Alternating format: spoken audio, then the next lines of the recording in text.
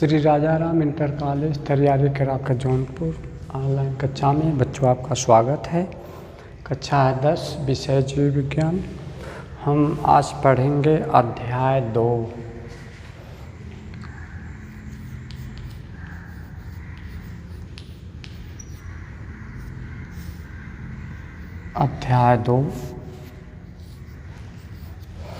अध्याय 2 है नियंत्रण एवं समन्वयन।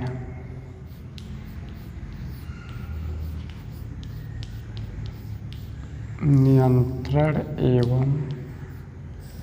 एवं समन्वयन।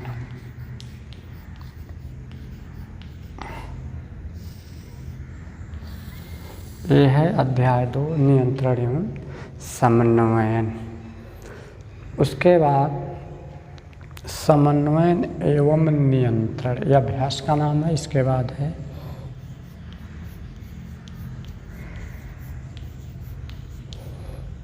समन्वयन एवं नियंत्रण।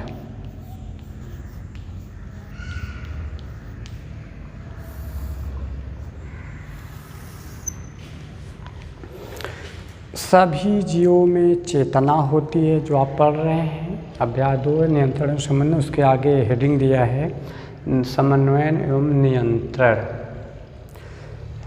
सभी जीवों में चेतना होती है।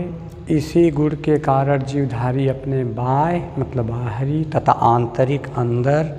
आंतरिक वातावरण में होने वाले परिवर्तनों को जान पाते। जो भी परिवर्तन बदलाव आते हैं, जैसे बरसात है, ठंडी है, गर्मी, जो भी भौतिक प्रक्रियाएं हैं, इन्हें हम तुरंत पकड़ पाते हैं क्योंकि हमारे अंदर चेतना होती है, अभ्यास चेतना।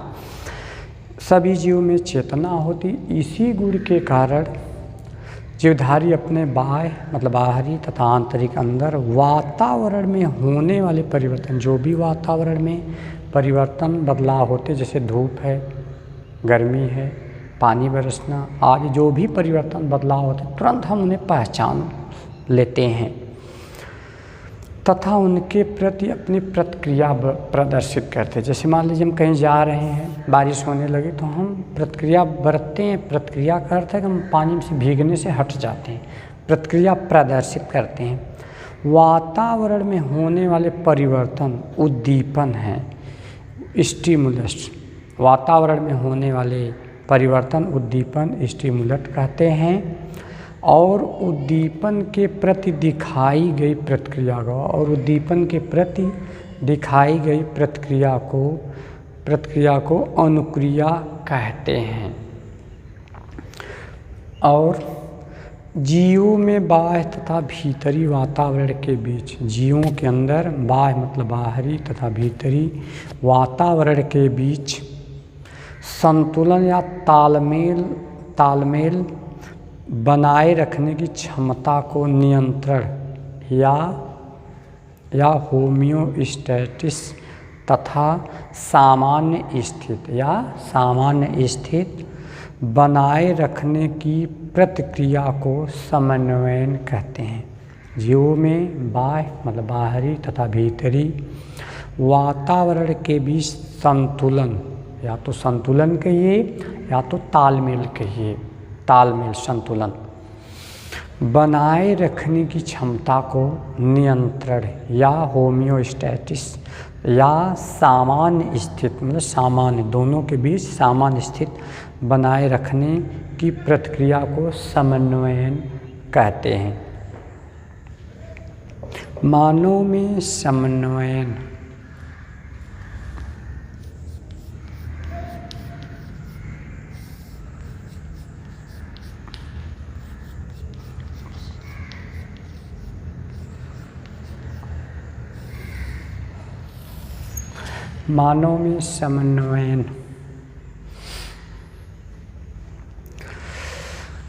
मानव में नियंत्रण तथा समन्वयन तंत्रिका तंत्र तथा पेशी ऊतक द्वारा किया जाता है। इनका नियंत्रण या समन्वयन, मानव में नियंत्रण या समन्वयन तंत्रिका तंत्र तथा पेशी ऊतक द्वारा किया जाता है। उसके बाद आता है अगली हेडिंग है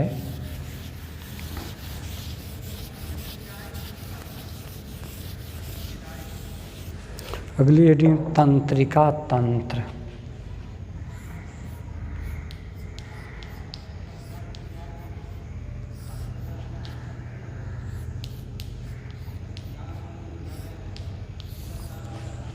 ये क्या होते हैं तंत्रिका तंत्र? तंत्रिका तंत्र केवल जंतुओं में ही होता है। तंत्रिका तंत्र क्या होते हैं? ये जंतुओं में ही केवल होते हैं। पौधों में तंत्रिका तंत्र नहीं पाया जाता है और पौधों में तंत्रिका तंत्र नहीं पाया जाता है। ये तंतु ही शरीर में, ये तंत्रिका तंत्र तंतु ही शरीर में एक स्थान से दूसरे स्थान तक संवेदना या सूचना संवेदना भेजने का काम करते हैं। फिर से देख लीजिए तंत्रिका तंत्र। तंत्रिका तंत्र केवल जंतुओं में ही पाया जाता है। पौधों में तंत्रिका तंत्र नहीं पाया जाता है। ये तंतु ही शरीर में एक स्थान से दूसरे स्थान पर संवेदना पहुंचाते हैं। पहुंचाना मतलब ले जाने या पहुंचाने का काम करते हैं। ग्राही अंगों तथा अपवाहक अंगों से संबंधित तंत्रिकाएं जंतुओं के शरीर में जाल की भांति बिछी रहती है।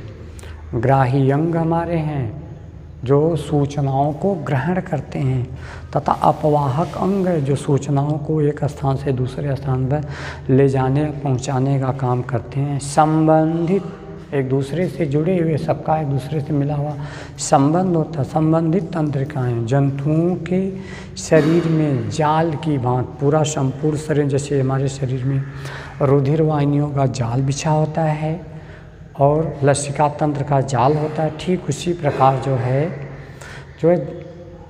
जंतुओं के शरीर में जाल की भांति मतलब पूरा जाल बिछा हुआ होता है, रहता है, जिनका नियंत्रण मतलब कंट्रोल एवं केंद्रीय स्थान मस्तिष्क। केंद्रीय मतलब मुख्य स्थान होता है मस्तिष्क, केंद्रीय स्थान मस्तिष्क द्वारा होता है। मस्तिष्क जो केंद्रीय स्थान होते हैं जो इन्हीं सूचनाओं के द्वारा पूरी शरीर में हमारी क्रियाएं की जाती हैं। जैसे मस्तिष्क सूचना या प्रसारण भेजता है, जैसे संदेश भेजता है, वैसे काम करवाता है। तो मस्तिष्क द्वारा होता है। अतः मस्तिष्क एक प्रकार का मुख्य रूप से केंद्रीय तार घर है। केंद्रीय तार घर है, वह एक तंत्रिका तंत्र से संपूर्ण शरीर से जुड़ा हुआ है। जैसे वह सूचना भेजता है, जैसे करवाता है, वैसे ही शरीर के सब अंग या हम बाहरी कुछ सोचते हैं या इन्हीं के माध्यम से कुछ कर पाते हैं मस्तिष्क के ही द्वारा। तो क्या है? मस्तिष्क एक प्रकार का केंद्रीय तार घर है जहाँ से तंत्रिकाएं फैले हुए तारों की भांति, तार की भांति मतलब तार की तरह फैली भांति समाचार लाती है। कोई भी सूचना वातावरण लेती है, तुरंत मस्तिष्क में तंत्रिका तंत्र के माध्यम मस्तिष्क में भेजती है। मस्तिष्क भी उन सूचनाओं को फिर अपवाहक अंग को भेजते हैं। तो ये है समाचार ले जाती है।